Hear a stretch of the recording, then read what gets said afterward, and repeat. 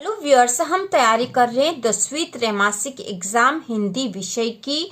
तो त्रैमासिक एग्जाम में आपके कवि परिचय भी आता है और लेखक परिचय भी आता है। तो कवि परिचय जो एग्जाम में आने की पूरी संभावना है वह है सूरदास। तो इसमें जो जो पॉइंट आएंगे वो है रचनाएं, भाव पक्ष, कला पक्ष और साहित्य में स्थान।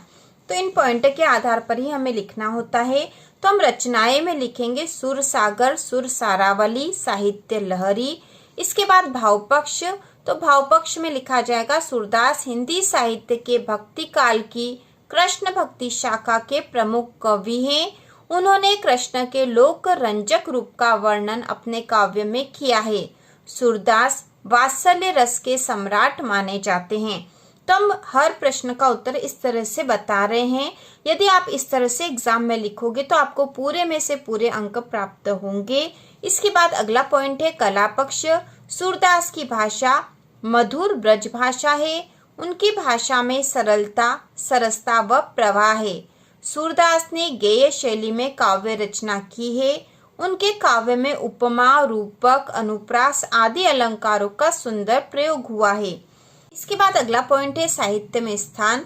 सूरदास हिंदी साहित्य के भक्ति काल की कृष्ण भक्ति शाखा के सर्वप्रमुख कवि है। हिंदी साहित्य में उनका महत्वपूर्ण स्थान है। तो इस प्रकार से सूरदास का कवि परिचय है। तो कवि परिचय और लेखक परिचय अथवा में आएंगे। तो अथवा में जो एक और आ सकता है वह है दूसरा कवि परिचय तुलसीदास। तुलसीदास की रचना आपके बुक में है राम लक्ष्मण परशुराम संवाद और सूरदास के पद हैं। तो तुलसीदास का कवि परिचय हम देखेंगे। तो सबसे पहले हम लिखेंगे रचनाएं, रामचरितमानस, दोहावली, कवितावली। ठीक है, दोहावली, कवितावली, विनय पत्रिका, कोई सी भी दो रचनाएं आपको लिखनी है एग्जाम में। इसके बाद दूसरा पॉइंट है भाव पक्ष। तुलसी साहित्य में लोकहित, लोक मंगल की भावना सर्वत्र मुखर है। आप राम के अनन्य भक्त हैं। आपके काव्य में समन्वादी दृष्टिकोण, दार्शनिकता है। आप रस सिद्ध कवि हैं। इसके बाद अगला पॉइंट है कला पक्ष। तुलसी ने अपने समय में प्रचलित अवधी और ब्रज भाषा को अपनाया है। यद्यपि उन्होंने संस्कृत शब्दों का प्रचुरता से प्रयोग किया है, तथापि कहीं वह बोझिल तथा दुरूह नहीं हो पाई। ठीक है, बोझिल तथा दुरूह नहीं हो पाई। अलंकार एवं रसों के सहज प्रयोग से रचनाएं प्रभावोत्पादक बन गई है। छंद योजना में दोहा, चौपाई, कवित्व, सवैया आदि का प्रयोग किया है। साहित्य में स्थान में हम लिखेंगे तुलसी ने अपनी अप्रतिम काव्य प्रतिभा से, ठीक है, अप्रतिम काव्य प्रतिभा से साहित्य का गौरव बढ़ाया है। तुलसीदास महान समन्वयकारी कवि है। उन्हें साहित्य के आकाश का चंद्रमा कहा गया है। इसके बाद हम देखेंगे लेखक परिचय। तो लेखक परिचय में सबसे महत्वपूर्ण है स्वयं प्रकाश। इनकी रचनाएं हैं सूरज कब निकलेगा, आएंगे अच्छे दिन। इसके बाद अगला पॉइंट है भाषा शैली। तो इसमें हम लिखेंगे स्वयं प्रकाश जी की भाषा आम बोलचाल की है। उनकी भाषा में तत्सम, तद्भव व देशज शब्दों का प्रयोग हुआ है। उनकी शैली भावानुकूल है।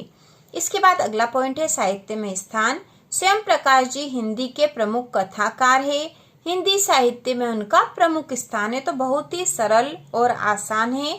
लेखक परिचय स्वयं प्रकाश का एक बार फिर से देख लेंगे। रचनाएं हैं सूरज कब निकलेगा, आएंगे अच्छे दिन। भाषा शैली है स्वयं प्रकाश जी की भाषा आम बोलचाल की है। उनकी भाषा में तत्सम, तद्भव व देशज शब्दों का प्रयोग हुआ है। उनकी शैली भावानुकूल है। साहित्य में स्थान में हम लिखेंगे स्वयं प्रकाश जी हिंदी के प्रमुख कथाकार है। हिंदी साहित्य में उनका प्रमुख स्थान है। इसके बाद हम देखेंगे महत्वपूर्ण प्रार्थना पत्र एग्जाम में आते ही हैं। तो इसमें सबसे महत्वपूर्ण है अपनी संस्था के प्राचार्य को स्थानांतरण प्रमाण पत्र प्रदान करने हेतु एक आवेदन पत्र लिखिए। तो इसका उत्तर हम लिखेंगे। तो हम लिखेंगे प्रति श्रीमान प्राचार्य महोदय। इसके बाद आपको अपनी स्कूल का नाम लिखना है। यहाँ पर हमने लिखा मॉडल स्कूल भोपाल। आपके जो भी स्कूल हो उसका नाम यहाँ लिखना है। उसके बाद हम लिखेंगे विषय। तो विषय हमें दे ही रखा है, प्रश्न में ही विषय दे रखा है स्थानांतरण प्रमाण पत्र प्रदान करने हेतु एक आवेदन पत्र लिखिए। तो हम विषय लिखेंगे स्थानांतरण प्रमाण पत्र प्रदान करने हेतु। तो स्थानांतरण प्रमाण पत्र को ही इंग्लिश में SLC या TC बोलते हैं। इसके बाद हम लिखेंगे महोदय, नम्र निवेदन है कि मैं आपकी संस्था की कक्षा 10वीं का छात्र हूँ। मेरे पिताजी का स्थानांतरण मतलब ट्रांसफर यहाँ से जबलपुर हो गया है। मैं भी उनके साथ जाऊंगा व आगे की पढ़ाई वहीं से करूंगा। अतः कृपया मुझे स्थानांतरण प्रमाण पत्र प्रदान करने की कृपा करें। इसके बाद हम लिखेंगे धन्यवाद, आपका आज्ञाकारी। उसके बाद आपको अपना नाम लिखना है और उसके नीचे लिखनी कक्षा। तो इस प्रकार से प्रार्थना पत्र है, बहुत ही आसान है और एग्जाम में अधिकतर आता है। जो अगला महत्वपूर्ण प्रार्थना पत्र है वह है परीक्षा काल में ध्वनि विस्तारक यंत्र पर रोक लगाने हेतु जिलाधीश को एक प्रार्थना पत्र लिखिए। तो इसका उत्तर हम लिखेंगे प्रति जिलाधीश महोदय, क्योंकि ये प्रार्थना पत्र जिलाधीश को लिखने के लिए लिखा हुआ है। प्रश्न में ही लिखा है कि ध्वनि विस्तारक यंत्र पर रोक लगाने हेतु जिलाधीश को एक प्रार्थना पत्र लिखिए, इसलिए हमने लिखा प्रति जिलाधीश महोदय, भोपाल, मध्य प्रदेश। यहाँ पर आप अपने जिले का नाम लिखोगे, ठीक है। जो भी आपका जिला हो वो यहाँ लिखना है। इंदौर, उज्जैन, जो भी आपका जिला वो यहाँ जिला लिखना। उसके बाद मध्य प्रदेश। इसके बाद हम विषय लिखेंगे। तो विषय यहाँ पर दे ही रखा है, परीक्षा काल में ध्वनि विस्तारक यंत्र पर रोक लगाने हेतु। तो यही विषय हमने लिखा है, परीक्षा काल में ध्वनि विस्तारक यंत्र पर रोक लगाने हेतु। तो जो भी विषय वो प्रश्न में ही दे रखा होता है। इसके बाद हम लिखेंगे महोदय। तो महोदय यहाँ नीचे की लाइन से लिखते हैं, फिर उसके नीचे की लाइन से लिखेंगे नम्र निवेदन है कि निकट भविष्य में माध्यमिक शिक्षा मंडल की परीक्षाएं प्रारंभ हो रही है, लेकिन हमारे शहर में ध्वनि विस्तारक यंत्रों का अत्यधिक प्रयोग होने से हमारी पढ़ाई में व्यवधान उत्पन्न हो रहा है। तो यहाँ व्यवधान की स्थान पर आप बाधा भी लिख सकते हो, बाधा उत्पन्न हो रही है या हम एकाग्रता से पढ़ाई नहीं कर पा रहे हैं, ऐसा भी हम लिख सकते हैं। नम्र निवेदन है कि निकट भविष्य में माध्यमिक शिक्षा मंडल की परीक्षाएं प्रारंभ हो रही है, लेकिन हमारे शहर में ध्वनि विस्तारक यंत्रों का अत्यधिक प्रयोग होने से हमारी पढ़ाई में व्यवधान उत्पन्न हो रहा है। अतः आपसे नम्र निवेदन है कि परीक्षा काल में ध्वनि विस्तारक यंत्रों पर रोक लगवाने की कृपा करें। अतः आपसे नम्र निवेदन है कि परीक्षा काल में ध्वनि विस्तारक यंत्रों पर रोक लगवाने की कृपा करें। इसके बाद हम लिखेंगे धन्यवाद और फिर प्रार्थीगण, क्योंकि यह जो आवेदन लिखा जाएगा यह कुछ लोगों के द्वारा लिखा जाएगा, उन सारे बच्चों के द्वारा जिनको पढ़ाई में व्यवधान उत्पन्न हो रहा है, इसलिए यहाँ प्रार्थी गण लिखा है। और यदि एक ही व्यक्ति लिखेगा तो केवल प्रार्थी ही लिखेंगे, उसके बाद यहाँ पर नाम आ जाएंगे सभी के। तो इस प्रकार से प्रार्थना पत्र भी बहुत आसान तरीके से लिखा हुआ है और आपको आसानी से याद हो जाएगा, बहुत ही महत्वपूर्ण है। और महत्वपूर्ण प्रश्न हम देखेंगे, रीतिकालीन काव्य की 2 विशेषताएं लिखिए, या फिर इसके स्थान पर यह भी हो सकता है कि रीतिकाल की 2 विशेषताएं लिखिए। तो इसका उत्तर है लक्षण ग्रंथों की प्रधानता। पहली विशेषता है लक्षण ग्रंथों की प्रधानता। इसमें हम लिखेंगे इस काल के कवियों ने लक्षण ग्रंथों की रचना प्रमुखता से की है। दूसरी विशेषता है श्रृंगार रस की प्रधानता। तो इसमें हम लिखेंगे इस काल की रचनाओं में श्रृंगार रस प्रधान है।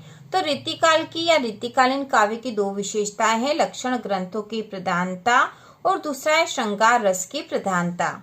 इसके बाद अगला प्रश्न है, गोपियों के अनुसार राजा का धर्म क्या होना चाहिए। तो इसका उत्तर है गोपियों के अनुसार राजा का धर्म है कि वह प्रजा को ना सताए और प्रजा के हित में कार्य करे। गोपियों के अनुसार राजा का धर्म है कि वह प्रजा को ना सताए और प्रजा के हित में कार्य करे। इसके बाद अगला है गद्य की प्रमुख व गौण विधाओं के नाम लिखिए। तो गद्य की प्रमुख विधाएं इसमें आ जाएगी निबंध, कहानी, उपन्यास, एकांकी, नाटक और आलोचना। और गद्य की गौण विधाएं इसमें हम लिखेंगे संस्मरण, रेखाचित्र, आत्मकथा, जीवनी, रिपोर्टाज और साक्षात्कार आदि। तो कभी कभी प्रश्न ऐसा भी आ जाता है कि गद्य की प्रमुख विधाओं के नाम लिखिए या फिर गद्य की गौण विधाओं के नाम लिखिए, तो हमें इनके नाम लिखने होंगे। बाद गद्य खंड के भी महत्वपूर्ण प्रश्न हम देख लेंगे। क्षितिज के मूर्ति पर लगा सरकंडे का चश्मा क्या उम्मीद जगाता है। तो इसका उत्तर होगा मूर्ति पर लगा सरकंडे का चश्मा यह उम्मीद जगाता है कि अभी लोगों के मन में देशभक्ति की भावना है, देश की भावी पीढ़ी अर्थात बच्चे इस भावना को संभाले हुए हैं। देश का भविष्य उज्जवल है। मूर्ति पर लगा सरकंडे का चश्मा क्या उम्मीद जगाता है? तो उत्तर है मूर्ति पर लगा सरकंडे का चश्मा यह उम्मीद जगाता है कि अभी लोगों के मन में देशभक्ति की भावना है। देश की भावी पीढ़ी अर्थात बच्चे इस भावना को संभाले हुए हैं। देश का भविष्य उज्जवल है। इसके बाद अगला प्रश्न है बाल गोविंद भगत पाठ का। बाल गोविंद भगत पाठ के आधार पर भगत के गायन की विशेषताएं लिखिए। तो इसका उत्तर होगा पहली विशेषता भगत के गायन में एक निश्चित ताल और गति थी। भगत के गायन में एक निश्चित ताल और गति थी। और दूसरी विशेषता उनके गायन में स्वरों की ताजगी थी। इसके बाद अगला प्रश्न है सेनानी न होते हुए भी चश्मे वाले को लोग कैप्टन क्यों कहते थे? तो इसका उत्तर है सेनानी न होते हुए भी चश्मे वाले को लोग कैप्टन कहते थे क्योंकि उसके अंदर देशभक्ति की भावना कूट कूट कर भरी हुई थी। इसके बाद अगला प्रश्न है गोपियों ने उद्धव से योग की शिक्षा कैसे लोगों को देने की बात कही है? तो इसका उत्तर है गोपियों ने उद्धव से योग की शिक्षा ऐसे लोगों को देने की बात कही है जिनका मन चक्री की तरह इधर उधर घूमता रहता है, एक ईश्वर में स्थिर नहीं रहता। गोपियों ने उद्धव से योग की शिक्षा ऐसे लोगों को देने की बात कही है जिनका मन चक्री की तरह इधर उधर घूमता रहता है, एक ईश्वर में स्थिर नहीं रहता। इसके बाद अगला प्रश्न है राम लक्ष्मण परशुराम संवाद पाठ के आधार पर राम के स्वभाव की कोई दो विशेषताएं लिखिए। तो उनके स्वभाव की विशेषताएं हैं विनम्रता और शांत स्वभाव। तो हम इसको इस प्रकार से लिखेंगे। पहला पॉइंट है विनम्रता। राम विनम्र स्वभाव के थे। परशुराम के क्रोध करने पर भी वे विनम्रता से उत्तर देते हैं। इसके बाद दूसरी विशेषता है शांत स्वभाव। राम शांत स्वभाव के थे। इसके बाद अगला प्रश्न है जीवनी और आत्मकथा में कोई दो अंतर लिखिए। तो इसका उत्तर है जीवनी और आत्मकथा। जीवनी में हम लिखेंगे जीवनी किसी महापुरुष के जीवन पर लिखी जाती है, जबकि आत्मकथा में लिखेंगे आत्मकथा स्वयं के जीवन पर लिखी जाती है। दूसरा अंतर है जीवनी में लेखक तटस्थ होता है, जबकि आत्मकथा में लेखक तटस्थ हो यह आवश्यक नहीं है। इसके बाद अगला प्रश्न है संधि और समास में कोई दो अंतर। तो इसमें हम अंतर लिखेंगे संधि और समास में। पहला अंतर है संधि में दो वर्णों का मेल होता है, जबकि समास में दो पदों या शब्दों का मेल होता है। इसके बाद संधि में लिखेंगे संधि का विच्छेद होता है, जबकि समास का विग्रह होता है। अगला प्रश्न है कहानी एवं उपन्यास में कोई दो अंतर लिखिए। तो इसमें हम अंतर लिखेंगे कहानी छोटी होती जबकि उपन्यास बड़ा होता है। कहानी में एक घटना का वर्णन होता है, जबकि उपन्यास में अनेक घटनाओं का वर्णन होता है। बहुत ही आसान भाषा में हमने ये प्रश्नोत्तर लिख रखे हैं। इसके बाद अगला प्रश्न है चौपाई छंद की परिभाषा उदाहरण सहित लिखिए। तो इसका उत्तर है चौपाई एक सममात्रिक छंद है।